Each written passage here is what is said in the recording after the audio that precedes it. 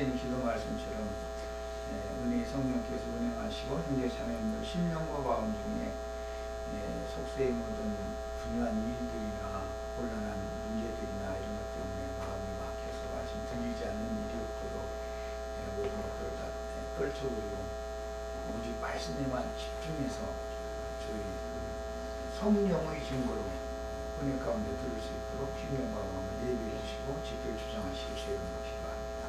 아멘. 아멘. 자, 오늘은 이제 창세기 8장 13절에서 19절까지 나가는 말씀으로 주님 감사를 하겠습니다. 성경을 했는데 8장 13절부터 19절까지 같이 읽습니다. 601년 첫째 달 곧 그 달 초하는 날에 땅에서 물이 꽂힌지라. 노아가 방주 뚜껑을 제치고 온즉 지면에서 물이 꽂혔더니 둘째 달 21일 날에 땅이 말랐더라. 하나님이 노아에게 말씀하여 이르시되 너는 내 아내와 내 아들들과 내 며느리들과 함께 방주에서 나오고 너와 함께한 모든 혈육 있는 생물 곧 새와 가축과 땅에 기는 모든 것을 다 이끌어내라. 이것들이 땅에서 생육하고 땅에서 번성하리라 하시매 노아가 그 아들들과 그의 아내와 그 며느리들과 함께 나왔고 땅의 모든 동물 곧 짐승과 모든 기는 것과 모든 새도 그 중으로 방주에서 나왔더라. 아멘. 자, 오늘 말씀을 읽어보면은 며느리들과 함께, 그 다음에 너와 함께, 며느리들과 함께 이렇게 노아와 함께 방주에서 그 190일 항해를 했고, 그 다음에 방주가 머무른 후에 전체적으로는 이제 7개월 10일 동안 방주 생활을 이제 더 하게 되는데, 그러다가 지금 이제 방주에서 한 1년 10일이 됐을 때 이제 새 땅으로 나오는 이야기가 기록이 됐어요. 방주가 항해하는 기간이 있고, 방주가 아라랏산에 도착한 이후로 마른 땅에 방주에서 이제 마른 땅으로 나오기까지의 기간이 이렇게 잘라져 있는 것을 알 수가 있죠. 노아의 홍수 얘기는 이제 보통 정확한 가르침을 받지 않은 많은 분들은 홍수의 물을 이제 항해한 150일이 지나면 홍수 심판이 완전히 끝난 것으로 이렇게 잘못 오해하는 경우가 많은데, 150일 만에 마치는 게 아니고 물이 창이라는 기간, 배가 방향 없이 떠다니던 기간이 150일이고 아라랏산의 방주가 멈춘 이후로 땅이 완전히 마르기까지는 7개월이라고 하는 기간이 더 걸렸어요. 그러니까 항해하던 기간보다도 아라랏산에서 땅에 새 땅에 정착하기 위하여 기다리는 기간이 더 길었다라는 것을 알 수가 있는 거죠. 항해하는 기간은 150일이었고 실제 마른 땅으로 정착하기까지 아라랏산에 보면 당분간 방주 안에서 기다렸던 기간은 7개월이었으니까 훨씬 더 기간이 길죠. 방주는 이제 더 이상 아라랏산에서 머물었을 때부터는 물이 마르기 시작했기 때문에 방주는 더 이상 이제 떠다니지는 않았어요. 산에 이렇게 정착해 있는 거죠. 정선되어 있는 거죠, 말하자면. 그럼에도 실제로 새 땅이 완전히 묻히 드러나서 새 땅으로 방주에서부터 새 땅으로 나올 수 있냐면 그건 아니죠. 물이 점점 가면서 완전히 다 말려야 되니까 그걸 이제 기다리는 기간이 7개월 10일이 걸렸어요. 이제 우리는 나는 이제 계산을 미리 해놨기 때문에 이런 얘기를 하는 거고, 기본적으로 이런 두 단계를 아셔야 됩니다. 물이 차오르는 기간이 있고, 물이 차오르는 기간 동안은 40일이었고 그 후로부터는 계속 방주가 이렇게 떠다녔던 기간이 있었고, 그 전체 기간이 150일이고 150일 만에 아라랏산의 방류가 도달되었고, 그 다음부터는 이제 물이 감하기 시작해가지고 완전히 감해질 뿐 아니라 땅에 물이 완전히 말려서 마른 땅이 되기까지는 7개월이라고 하는 기간이 걸렸다. 이게 5개월보다 7개월인가 2개월이 더 걸렸다라는 걸 이제 잘 마음에 담아주셔야 되겠어요. 자, 우리는 오늘 이런 말씀에 대해서 이해를 돕기 위해서 사도행전 27장을 펴서 같이 읽어보겠습니다. 홍수심판에 관한 이 예언적인 말씀은 여러 번 말씀드렸지만 구약 성경에는 요나가 다시스로 가는 배를 타고 하나님의 사명을 받아가지고 이방 땅에 전도를 하러 가는 여행길에서 배가 풍파를 만나가지고 요나를 바닷속에 던졌고, 요나를 통해서 모든 사람들이 이제 그 이방인들도 함께 구원을 받는 그런 말씀으로 이어지게 되는데, 신약 성경에서는 사도행전 27장에서 바울 사도가 죄수의 몸으로, 형식상으로 보면 죄수의 몸으로 로마 황제에게 예루살렘에서부터 로마로 압송되는 과정에, 당연히 이제 지중해 바다를 건너가야 로마에 가니까 이제 배를 타고 로마를 향해서 가는 그 과정 이야기가 사도행전 27장에 나와 있습니다. 이런 내용을 기본적으로 잘 이제 우리가 영적 지식을 갖추고 알고 계셔야 됩니다. 예수님이 아버지께로부터 보냄을 받았던 것은 세상에 전도를 하기 위하여 하나님이 보내셨기 때문에, 예수님이 세상에 오심으로써 아버지께서 나를 보내셨다 그러지만 그건 뭘로 보낸 거 아니죠. 전도 여행을 보낸 거죠. 이제 주님의 길을 쫓아가야 되는 제자들은 당연히 전도를 위해서 지중해 바다로 상징되어지는 세상 풍파가 노동하고 있는 이 세상을 건너서 이방 먼 지역에까지 이제 보냄을 받는 그런 내용으로 되어 있습니다. 27장이면 다 그러니까 9절부터 읽겠습니다. 전도 여행을 하기 위하여 죄수의 몸으로 로마 군대의 백부장의 휘하에 있는 군사들과 함께 이제 배를 탄 거예요. 이 배는 알렉산드리아 배다 그랬는데 그 말씀이 7절에 나왔죠. 이탈리아로 가려 하는 알렉산드리아 배를 만나서 우리로 가였다. 그때 당시는 지중해변의 저 남쪽 아프리카의 제일 큰 항구 도시는 알렉산드리아죠. 그런데 그 알렉산드리아 배가 해양술에 눈에 띄는 것을 알 수 있고, 지중해 바다를 이렇게 운항하는 큰 오늘날 말하자면 항운 회사가 알렉산드리아에 많이 있었다는 걸 알 수가 있는 거예요. 물론 그때 당시 이제 구브로라고 하는 키프로스라든지 이런 곳에도 지중해는 그때 당시는 배로 다 여행을 했기 때문에 이 운항 회사가 굉장히 많았었죠. 군산이나 뭐 목포나 마산이나 부산이나 이런 데 가면 그 운항 회사들이 많잖아요. 우리 인천에도 많죠.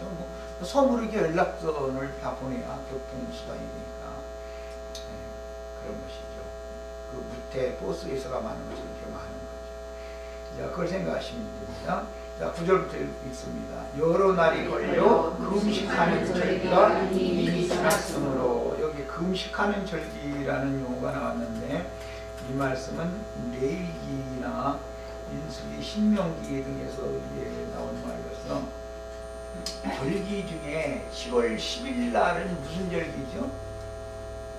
7월 10일? 7월 1일은 나팔절이죠. 7월 10일은 무슨 절기예요? 속죄절기예요. 그 속죄절기에는 다 7일 동안 금식하도록 율법에 정해 있었죠. 7월 10일부터 일주일 동안은 금식 기간인 거예요. 유대인으로서는. 그런데 유대력의 7월달이라고 하는 것은 지중해 변의 한여름이란 말이에요. 여름에는 태풍이 많이 불죠.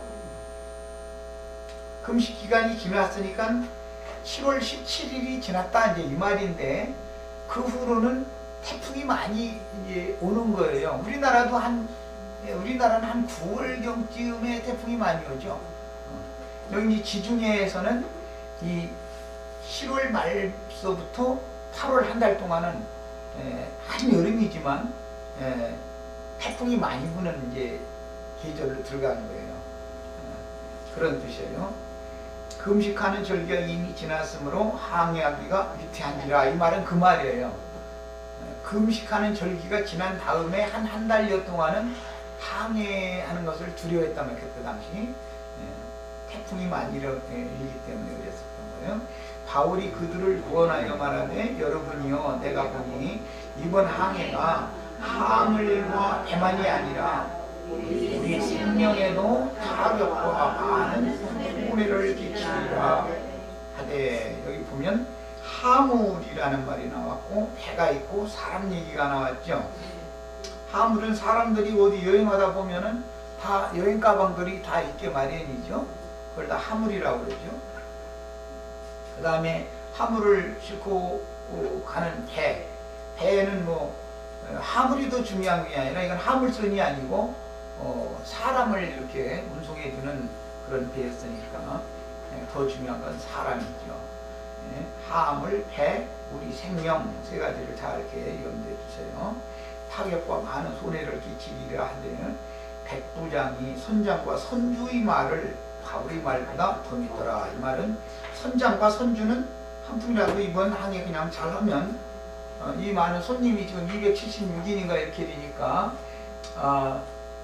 그래도 기름값 빼고도 뭐 그때 당시는 기름으로 다니는 것도 아니고 이제 바람으로 다니니까 선원들 수고값을 빼고도 많이 이득이 남게 생겼으니까 웬만하면 출항을 하려고 하겠죠.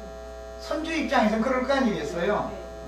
그런데 바울은 아무래도 이번 여행에 하물, 사람 100까지 많은 손해가 있을 것이다 라고 예견을 했어요. 서로 이제 견해가 달랐던 거죠. 그 항구가, 그 항구라고 하는 것은 8절에 나온 미항이라고 하는 항구인데 이 항구는 너무 협소해서 겨울을 나기가 불리한 항구더라는 거예요. 크레타 섬에 있는 항구인데 그레데라고 한글 번역이 나왔죠. 디도서에 보면 그레데 사람들은 다 짐승과 같다 이렇게 나왔죠. 그 그레데는 크레타, 지중해의 중심에 있는 크레타라고 하는 섬을 말하는 거예요. 그 크레타 문명이 아주 발달했던 섬이었었죠. 그 항구가 겨울을 지내기에 불편하므로 거기서 떠나 아무쪼록 피닉스에 가서 겨울을 지내고자 하는 자가 더 많다. 똑같은 크레타 섬이지만 미항이라는 항구는 너무 겨울을 날 만큼 모든 것이 이제 뭐 겨울을 날려면 식품이나 뭐 음료수나 많은 사람들 그 배 탄 사람들이 모든 뭐 생활을 다 책임을 져야 되잖아요. 겨울 날 동안은 그게 좀 모든 것이 조달하기 어려웠다는 뜻이겠죠. 미항이라는 항구는 너무 적으니까. 그러니까 좀 더 베닉스라고 하는 큰 항구에 가서 기왕 겨울을 나기로 말하면 거기로 가서 겨울을 지내자라는 뜻을 가지고 지금 로마로 갈 수는 없는 상황이라는 건 다 알고 있으니까, 그래서 항구를 좀 저쪽 항구로 우리 저 이수희 자매님 사는 그 고향 그 섬이 그렇게 적은 섬이 아니죠. 배를 댈 수 있는 곳이 어느 큰 섬은 어느 한 곳만 있는 게 아니라 선착장이 저쪽 편에 반대편에도 있을 수가 있죠. 이제 그런 상황을 연상하시면 돼요. 그러니까 미항이라는 항구는 너무 접안하기도 어렵고 큰 데가 오래 머물기는 길리하고, 베닉스라고 하는 반대편, 섬의 반대편으로 돌아가면은 큰 항구가 있으니까 거기서 겨울을 나자 이제 이렇게 계획을 세우고 출항을 한 거예요. 하는 자가 더 많으니 베닉스는 그레데 항구라, 한쪽은 서남을 한쪽은 서북을 향하였더라. 이게 그 항구가 서남방향과 서북방향 양방향을 이렇게 그러니까 니은자형의 항구였겠죠. 그래야 서남방향 쪽으로도 바다 뱃길이 서남방 쪽으로도 열려 있고 북서방향으로도 열려 있고 그러려면 그만큼 그 모든 지형 조건이 좋은 항구죠. 그러니까 양방향으로 이렇게 그 뱃길이 열려 있는 그런 아주 좋은 이제 항구였어요. 남풍이 순하게 불매. 이게 참 문제죠. 시작은 이 순하게 이때 바람이 세게 차게 불었으면 아예 그냥 미양에 부족하지만 여기서 그냥 어떻게 좀 머물자 그랬을 텐데 남풍이 순하게 부르니까 기왕이 뭐 그 좋은 조건이 좋은 항구로 가지 하고서는 이제 출항을 한 거예요. 말하자면 그들이 뜻을 이룬 줄을 알고 그들이 뜻을 이룬 줄을 알고라는 것은 일단 출항을 하는 것이 유리하겠다라고 선주와 선장이 그렇게 생각을 했기 때문에 그런 거죠. 이제 닻을 감아, 닻이라는 게 뭔지 아시죠? 여기 저 섬 사람들은 잘 아는데 섬 사람 무태서만 태어나서 자란 분들은 이런 얘기들 뭐 이물 고물에서 그 배경이 잘 모르죠. 닻이라는 것은 배를 이렇게 정박할 수 있도록 무거운 쇠붙이로 만들어 가지고 폴 속에 이게 턱 던져 가지고 이렇게 배가 안 움직이게 만드는 역할하는 그런 거 보고 이제 닻이라고 그래요. 이것은 영적으로는 뭐 여기다 영적인 것까지 설명적으로인데 심정이 사람이 편안해야 밖에 무슨 파도가 쳐도 심정은 편안해야 되는 것이잖아요. 그래서 상징하는 거잖아요. 배는 나 자신을 말하니까. 그런데 막 그냥 파도가 엄청 세면은 닻을 내려도 그 배가 세차게 요동을 하면 닻을 끌고서 막 이렇게 밀려날 수도 있는 거죠. 그 다 인생사에서 경험해 보셨으면 지금 내 말이 이제 지금부터는 이제 자기 자신의 인생에 이제 견주어 생각해 보는 거죠. 뭐 이 항해하는 얘기를 닻을 감아 그레대 해변을 끼고 항해하더니 이게 닻을 감았다는 건 정박했던 닻을 이렇게 끌어올려 가지고 이제 출항을 했다 그 말이죠. 얼마 안 돼요. 이게 참 출발할 때는 남풍이 수고운 풍으로 불더니 그냥 출항을 하고 나니까 얼마 안 지나가지고서는 섬 가운데로부터 유라블로라는 광풍이 크게 일어났다. 이 크레타 섬은 이제 무태서부터 바람이 바다 쪽을 향해서 이렇게 일어나면 이제 바닷바람과 마주치게 되는 거 보고 유라굴로라고 그래요. 바닷바람과 무트의 바람이 이렇게 서로 마주치는 면은 그거 보면 이제 유라굴로라고 그래요. 광풍이라고 그러죠. 바다 해변가에 살다 보면은 수영을 해도 멀리 나가면 안 되는 것은 이쪽 물 내려가는 물과 밀려오는 물이 만나는 지점까지 가면은 나올 수가 없죠. 바람도 마찬가지예요. 그 사이에 딱 끼면은 이거는 음바탕에서 묻어는 거예요. 말하자면 이런 거 보고 세상에 말해서는 이러도 저러도 묻은다 이렇게 말하죠. 양쪽에서 꽉 껴가지고 이럴 수도 없고 저럴 수도 없고 너무너무 난감해. 이제 꼼짝 못하고 딱 앞뒤가 꽉 막혀버린 거예요. 근데 나는 우리는 성경이 있지만 이제 나의 인생을 생각해야만 그건 구원의 말씀이지 그냥 뭐 그때 이런 일이 있었다 그걸 하는데 목적을 두는 게 아니니까. 그래서 배가 밀려 바람을 맞추어 갈 수가 없다. 바람이 양쪽에서 마주치는 바람으로 부르니까 어느 한쪽에서 이렇게 순하게 불어줘야 돛을 그 방향 쪽으로 오고 키를 그 방향과 맞춰서 이렇게 가도록 운전을 배를 할 수가 있는 건데 양쪽에서 부딪히니까 이건 뭐 돛치고 뭐고 뭐 키를 운전할 수 없는 거죠 지금. 그거 다 경험해 보셨어요? 네. 오늘은 그래도 젊은이들이 우리 여기 예수님자매 혼자 와서 그래도 이제 밤에 이런 일이 있으면 아 이거구나 이제 그렇게 생각해. 그럼 헤어나는 방법은 또 있어. 이제 밤에 여기 나와 이제 걱정 말고. 근데 이런 걸 다 만나봐야 돼 사람이. 만나 탈상 못하게 됐다고. 이러도 저러도 못한 상황인지 이게 있어야 돼. 그래가지고 내가 움직이려고 이게 할 수단과 방법이 없는 거죠. 그러니까 그냥 닻을 올릴 수도 없는 거고, 어떻게 하냐면 이제 바람에 맞춰 갈 수가 없으니까 가는 대로 두고 이제 그냥 저 살아보셨죠? 아직도 내 말 못 알아듣는 거. 여기까지 올 자격도 없는 사람이에요.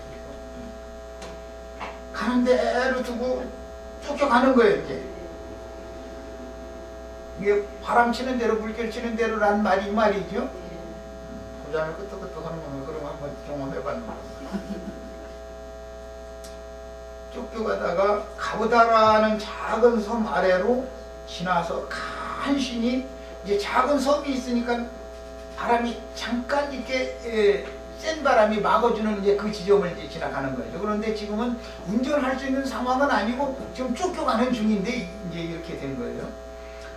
간신히 거루를 잡았다는 것은 배의 방향을 이렇게 잘 이제 조종할 수 있도록 그 이제 키를, 거루라는 게 키를 말하는 거예요. 배 뒤에 이제 키가 있어요.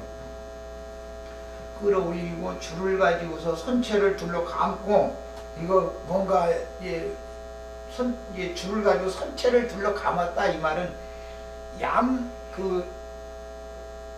닷줄이나 여러 가지 이제 배에는 그 밧줄들을 많이 가지고 다니죠. 그런데 그때는 목선이었기 때문에 지금 같은 이런 좋은 배가 아니니까 어디에 텅 부딪히면은 이게 깨져버리니까 이쪽 저쪽을 이제 서로 이렇게 얽어서 배 갑판 위를 이렇게 튼튼하게 묶어가지고 어디에 설사 부딪혀도 배가 파손되지 않도록 이게 다 얽어 묶었다 이제 이 말이에요.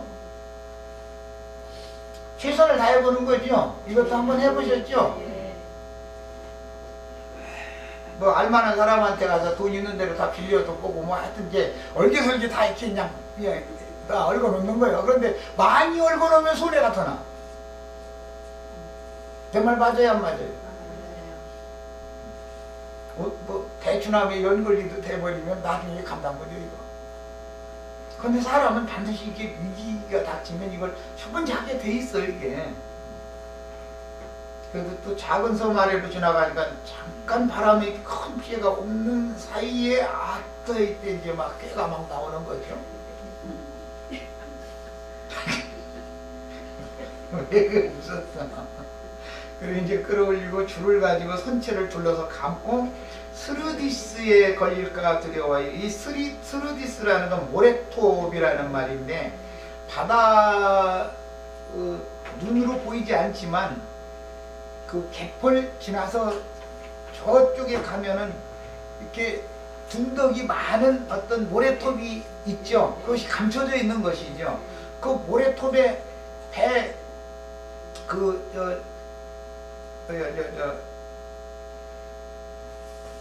이물 쪽이 이제 그 선수 부위가 확 처박혀 버리면 아무리 용을 써도 못 나오죠. 지난번에 우리 좀 안 올쏘지만 순환함인가 그것이 이제 그래놓고 나서는 후진을 왜 그렇게 세게 했느냐, 아유 그렇게 해서 어떻게 하다 보니까 그랬다. 그래서 그냥 핑계도 잘 못 대가지고 지금 아직도 해결이 안 나가지고 소란하죠.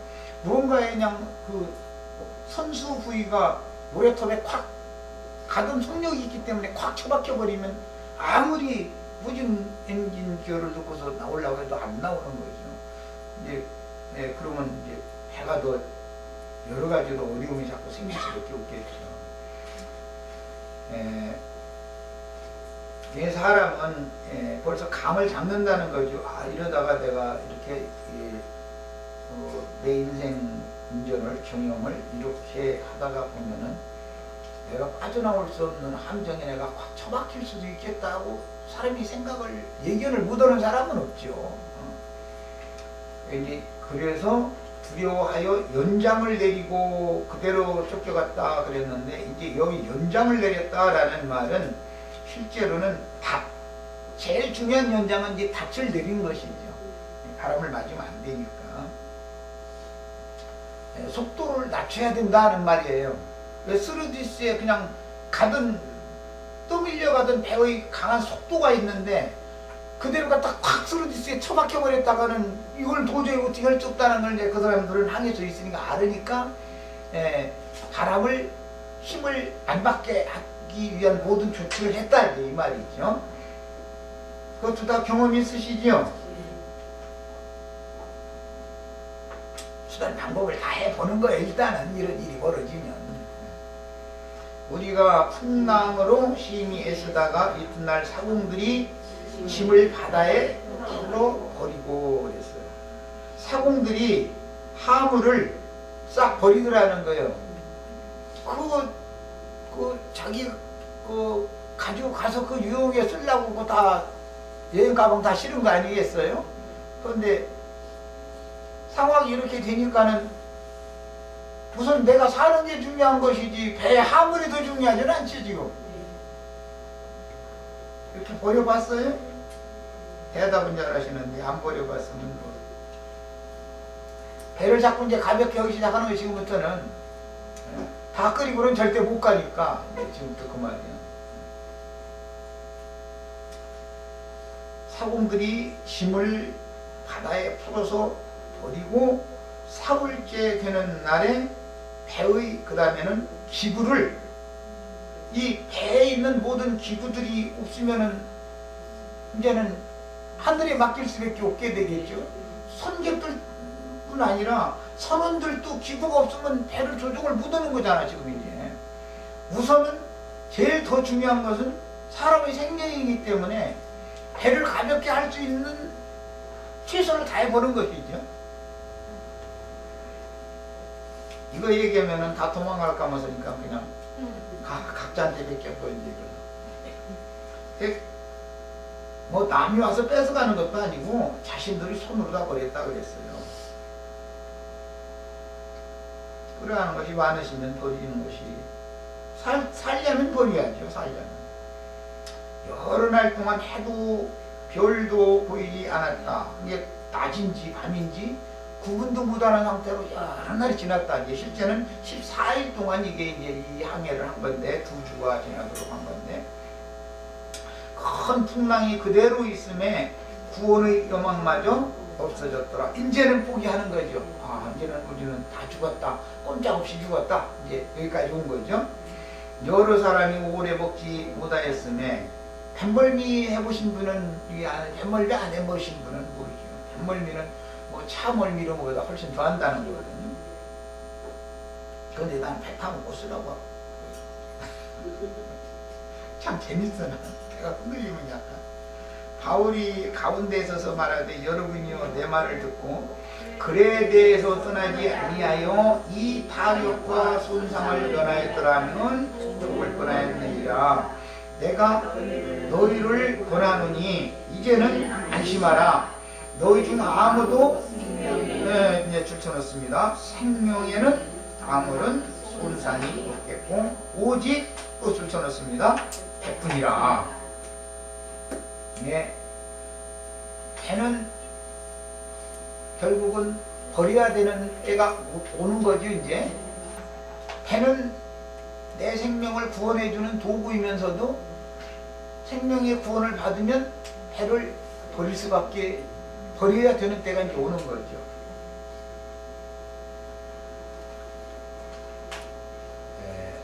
아라랏산에 이르기까지는 방주가 필요하고 물이 다 마르기까지는 방주가 필요하지만 물이 다 마른 다음에 새 땅에서 살으려면 배를 버리고 나와야지. 배에 계속 살 수는 없는 거 아니야. 어차피 배는 버려야 되는 거죠. 죄송하지만 우리 형제 자매님들도 교회라는 것이 어떠한 교회 생활을 언제까지 했다간 어떤 교회를 버려야 되는 때가 오는 것이요. 이거는 우리가 온전한 구원을 이루어서 주의품의 대리감을 받을 만큼 온전케 되어주고 그때가 찼으면 육신의 장막이라는 건 어차피 버려야 되는 거죠. 이런 것을 이제 상징하는 거예요. 요새는 이제 모든 것이 다 발전해가지고 웬만한 태풍에도 이 배를 버리기까지 이 선주가 포기해야 되는 이제 그런 지경까지는 가지 않지만 그때 당시에는 지금 이 바울을 태운 배는 배가 최후로는 파선 다 되는 것은 27장 끝에 가면 이렇게 되잖아요. 내가 속한 바 곧 내가 섬기는 하나님의 사자가 어젯밤에 내 곁에 서서 말하되 바울아 두려워하지 말라. 네가 가이사 앞에 서야 하겠고 또 하나님께서 너와 함께 항해하는 자를 다 네게 주셨다 하였으니, 여기 이제 함께, 너와 함께, 노아와 함께, 지금 현재 바울과 함께 항해하는 자들은 죽어요, 안 죽어요? 네, 요나와 한 배 탔으면 죽어요, 안 죽어요?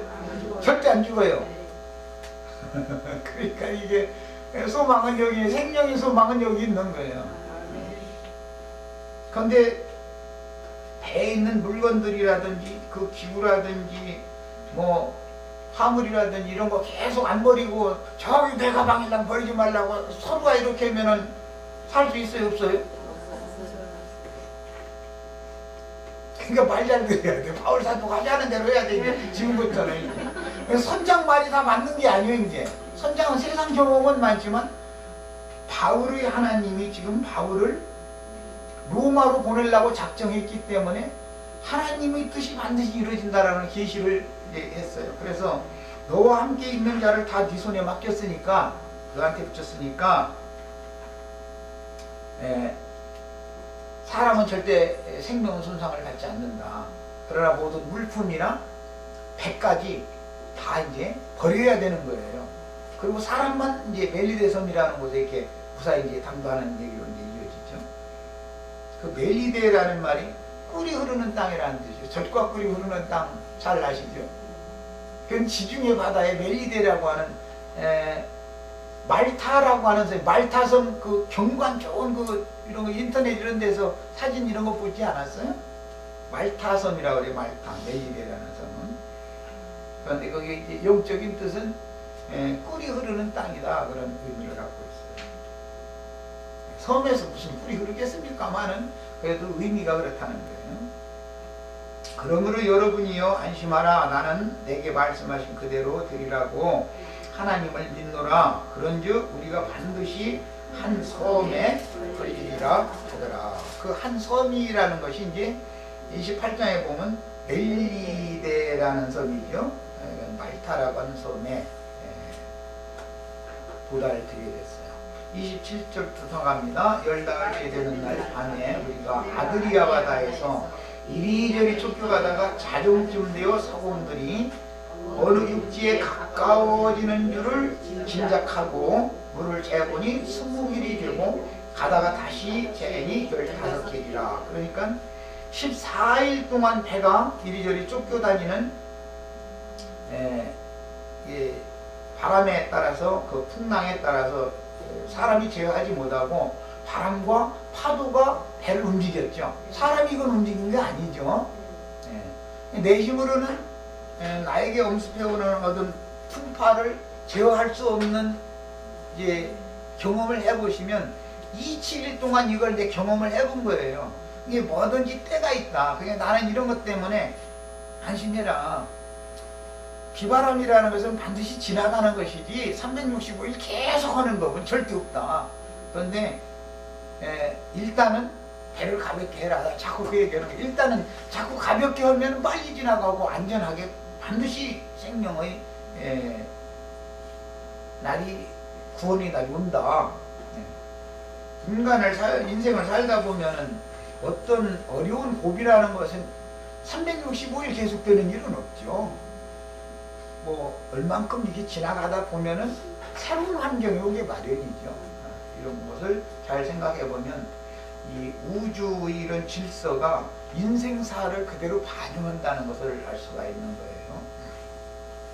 그 다음에 어느 육지에 가까워지는 줄을 짐작하고 이것은 10나흘째 되는 날 이렇게 된 거예요. 그러니까 실제 항해를 한 기간은 사람이 항해를 한 게 아니라 하나님이 이 배를 움직인 기간은 27일 동안이었었던 것이죠. 이것도 어디에서 인용하는 거예요. 저 창세기 8장에서 7일 거의 27일이 나왔기 때문에 인용하는 거예요. 이것이.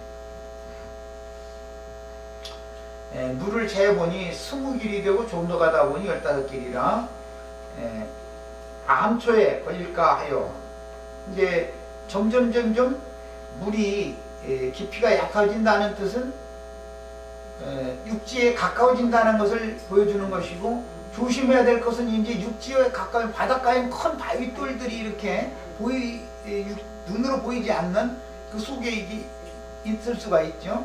이제 그것을 염려했다는 것이죠. 하여 고물로 넷을 내렸다 그랬어요. 여기 나오는 고물이라는 것은 배의 뒷부분, 선미 부분을 말하는 거예요. 이것은 이제 그 항해 용어죠. 고물이 우선 물품이 낡았다 그런 뜻이 아니고, 고물, 여기서 말하는 고물이 아니라 고물이에요. 고물. 이 자매님, 안 자매님 잘 알아듣는 섬 사람들이 이걸 잘 알지. 고물이라는 것은 선미 부분, 그 배의 꼬리 뒷부분을 말하는 거예요. 그러면 당연히 이물 하면, 이물은 선수 부분, 선수라고 그러죠. 이것은 배의 앞부분을 말하는 거예요. 갑판은 뒤에도 있고 앞에도 있잖아요, 이렇게. 고물로 다 넷을 내리고 날이 새기를 고대하니라. 사공들이 도망하고자 하여 이물에서, 이것은 이제 배의 앞부분을 말한다. 닻을 내리는 채하고 거룻배를 바다에 내려놓고는, 거룻배라는 건 큰 여객선은 작은 그 덤마배라고 해가지고 오트배를 많이 이렇게 달고 다니죠. 그걸 말하는 거예요. 그래서 이제 큰 여객선은 그 무태 가까운 데까지 조반을 하기가 어려우니까 저기 바다 쪽에다가 이렇게 정박해 놓고 이 거룻배를 내려가지고 사람들을 무트로 이렇게 실어날려죠. 그런 것을 생각하시면 돼요. 거룻배를 바다에 내려놓고는 바울이 백부장과 군인들에게 이르되, 이 사람들이 배에 있지 아니하면 너희가 구원을 얻지 못하리라. 그걸 보면 이 선원들이라고 하는 것은 이제 교회 내에서는 선객들만 타는 게 아니라 교회 내에는 사역자가 있어야 되고 사역자를 동역하는 자들이 있다, 이제 이 말이죠. 하니 가정에서도 마찬가지예요. 가장이 있으면은 그 가족이 다 협력을 해야 가정이 잘 세워지지 않겠어요. 이에 군인들이 거룻줄을 끊어 떼어버리니라. 거룻배를 완전히 띄어 보내버리고 나면은 혼연일체가 될 수밖에 없죠. 이 배에서 함께 협력해서 이제 함께 살아야 되는 거예요. 이에 군인들이 거룻줄을 끊어버리니라. 날이 새어가매 바울이 여러 사람에게 음식 먹기를 권하여 이르되, 너희가 기다리며 먹지 못하고 줄이기가 오늘까지 열 나흘인즉 음식 먹기를 권하노니 이것이 너희의 구원을 위하는 것이요 너희 중 머리카락 하나도 잃을 자가 없으리라. 이렇게 말했어요. 배에서 먹는 음식이라는 건 노아의 방주 안에서 음식을 먹는 것을 말하는 거죠. 노아에게 그 예비를 다 하라고 했기 때문에 모든 배는 비상식량을 다 싣고 다니는 거잖아요. 특히 이제 그 시대에는 일을 많이 싣고 다녀야 됐죠. 왜냐하면 한 군데에서 겨울을 놔두고 한 3개월 동안을 정박하고 그 사람들 다 먹이고 입히고 다 뭐 입는 것이야 자기네들이 갖고 왔겠지만 다 먹여야 되잖아요. 그 당시에는 그랬죠. 특히 머리카락 하나도 잃을 자가 없으리라 하고 떡을 가져다가 모르는 사람 앞에서 하나님께 축사하고 떼어 먹기를 시작하며 그들도 다 안심하고 받아 먹으니 배에 있는 우리의 수는, 여기 이제 우리의 수, 이 우리라고 하는 것은 일체감이 있는 거죠. 거룩배는 떨어져 나갔으니까 뭐 선원, 선장, 선객들, 바울 사도를 포함해서 군인들 전부 다 이제는 일치단결이 안 될 수가 없는 거죠. 여기서 우리의 수라고 하는 건 참 중요한 말이죠. 그러니까 전부 276인이더라. 배부르게 먹고 비를 바다에 버려 배를 가볍게 하였더니, 이번에는 이제 기구를 버렸고 수화물을 버렸고 이번에는 양식도 싹 버리는 거예요. 마지막 버린 거죠. 이제 만약에 이 항해가 아직 안 끝났다면 미를 버리면 안 되는 거잖아요. 남겨놔둬야 되는데 미를 버렸다라는 것은 항해가 이제 끝났다라는 걸 지금 말하는 거잖아. 아라라산에 또 넣은 거지 말하자면. 아라라산이 아니다. 여기서 하자면은 새 땅에까지 와야만 이제 음식을 또 새 음식을 그 땅의 음식을 꿀이 흐르는 땅에 가야 꿀을 먹을 거니까 이제 일 버린다 이제 문자상으로는 이제 그런 뜻이에요. 바다에 버려 배를 가볍게 하였더니 날이 새매 어느 땅인지 알지 못하나 경사진 해안으로 된 항만이 눈에 띄거늘 항만이라는 게 뭔 뜻인지 배가 접안할 수 있는 시설을 만들어 놨다는 걸 항만이라고 그러죠. 배를 거기에 들여다가 댈 수 있는가 논의한 의논한 후 닻을 끊어 바다에 버리는 동시에 이제 밧줄도 끊어버렸다라는 것은 더 이상 닻을 올릴 필요가 없다라는 말이겠죠. 키를 풀어서 늦췄다. 키를 풀어서 늦췄다라는 것은 배키를 꼭 잡아서 중심에다가 딱 놓고 있던 것은 이제는 약간 풀어놓으면 이제 좌우로 키가 움직이니까 배가 약간 이게 이쪽 저쪽 방향으로 자유롭게 움직일 수 있게 해줬다. 이제 그 말이겠죠. 늦추고 그 다음에 돛을 달고 이것은 앞에서 그 닻을 끊어서 바다에 버렸다라는 것은 닻을 끊었다라는 것은 정박할 수 있는 그 기구 그것을 버렸고 이번에는 이제 돛을 올려서 바람을 맞아가지고 서서히 이제 접안을 하는 그런 상황이에요. 바람에 맞춰 해안을 향하여 들어가다가 두 물이 합하여 흐르는 곳을 만나니 그랬어요. 이것은 무트로 이렇게 밀려왔다 가서 나오는 물과 저쪽에서는 또 밀려오는 물이 또 있으니까 이게 이제 한 바다 중간 저 깊은 바다에서는 그런 일이 없지만 여기 이제 무태 가까이 왔을 때는 무태 왔다가 나가는 물이 있을 거 아니겠어요? 그래서 파도는 계속 또 쳐오니까 부딪히겠죠. 이제 그 부분까지 왔다 이 말이에요. 근데 이것은 묻이 매우 가까워졌다 이제 이 말이죠. 무태 이제 매우 가까이 온 거죠. 그 다음에 두 물이 합하여 흐르는 곳을 만나니 배를 걸어 거기다가 이제 배를 고정시켰다 이제 그 말이죠. 배를 걸어 이 배를 걸매 이 물은 부딪혀 움직일 수 없고 자 이 물이라고 하는 것은 배의 선수 부분인데 선수 부분이 저기서 내려오는 물 때문에 더 진행이 안 되더라 이제 이 말이죠. 움직일 수 없고 고물은 큰 물결에서 깨어져 가니 고물이 큰 물결에 의해서 깨어져 갔다라는 건 바다 쪽에서 밀려오는 그 파도는 여전히 큰 파도였다라는 말이고 배가 앞으로 나가지 않는데 물이 역류하는 물 때문에 배가 앞으로 나가지 않으니까 그 자리에 멈춰 있는 거 아니에요 지금 배는. 그런데 뒤에서는 큰 파도가 와서 뒷부분을 자꾸 때리니까 배가 이제 그때 당시 목선이었을 때니까 파도를 계속 맞으니까 뒷부분부터 이제 배가 이제 말하자면 망가지는 거죠. 깨졌다 그랬어요. 군인들은 죄수가 헤엄쳐서 도망할까 하여 그들을 죽이는 것이 좋다 하였으나 백부장이 바울을 구원하려 하여 그들의 뜻을 막고 헤엄칠 줄 아는 사람들을 명하여 물에 뛰어내려 먼저 육지에 나가게 하고 그 남은 사람들은 널 조각이나 혹은 배 물건을 의지하여 나가게 하니 헤엄칠 줄 아는 사람은 자력으로 나갈 수 있는 사람은 자력으로 나가게 했다 이 말이죠. 그런데 여기서는 헤엄을 여간 잘 치지 않으면은 물을 저기서 이렇게 바다 쪽으로 이렇게 흘러 나오는 그 물을 뚫고 나가야 되니까 여간 헤엄을 잘 쳐가지고는 이게 가기가 어렵죠.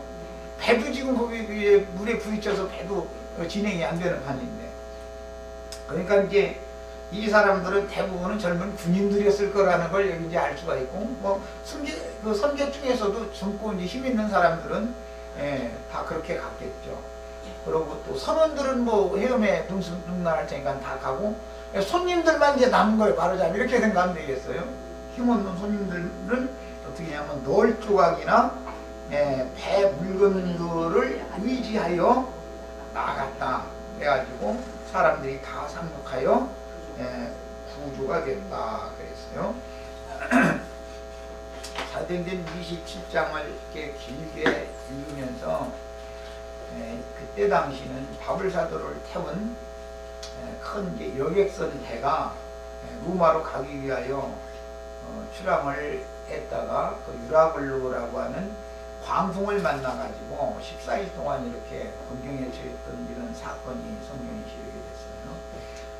이것은 기본적으로는 우리 개인들의 인생사를 빗대서 하는 비유가 되는 것이죠. 우리 인생사는 다 이게 다 있죠. 누구에게나.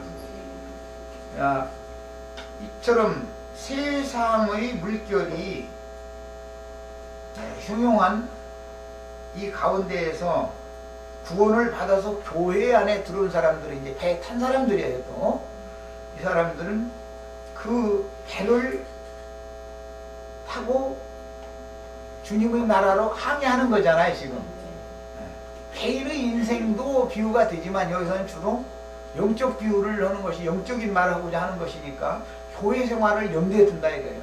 노아와 함께 방주에 탄 모든 그 생물들, 미생물들인데 그 염두에 두는 표현이에요. 자, 그러면은 당연히 세상적인 선장이 사실은 선장 노릇을 하는 게 아니라 하나님의 사람인 바울이 지금 하라는 대로 하는 거죠. 그렇게 안 할 수가 없죠. 상황이 그렇게 됐기 때문에 이제 이것은 개인적으로 세상에서 나의 인생 경영을 하는 것에 목적을 두는 것이 아니라 교회 생활에 목적을 둔다라는 것을 지금 말한다라는 거예요. 우선 여기까지 하고 시간이 되면 잠깐 쉬었다가 1시간 더 하도록 하겠습니다.